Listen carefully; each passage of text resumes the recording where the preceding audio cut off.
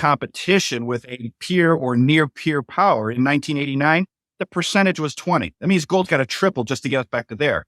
And if we go back to when we were in the really heated parts of the Cold War, on average, it was 40, which means gold would have to go up almost 6 just to get us back to that level. And those percentages just give you an idea of how insane our debt has grown over the last 30 years. You're making my head explode. I can't even believe. I mean, this is, there's a smile on my face because everything you've been talking about, excuse me, for the last 30 minutes are things that I have believed, but I sometimes struggle with because the world is not manifesting itself in the way that it theoretically should. And you start talking about the MOVE index.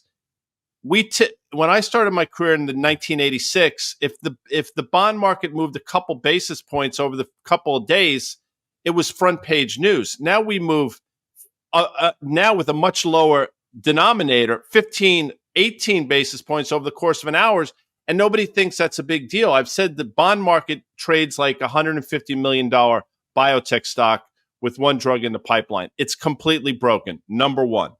Number two, January, I think, of 2013, seemingly out of nowhere, the Bundesbank decides, they wake up and decide, you know what, we want our gold back. They want to repatriate their gold. You have to ask yourself, why? What did they see? They didn't just wake up and decide to do that. They clearly saw something happening. Last year, 2022, global central banks bought 1,221 tons of gold for approximately $70 billion, record amount, on course to do similar this year. They are hedging their own ineptitude. I have said that countless times now. They see exactly what you're talking about, but they will never admit it. And I'll say this for the last time.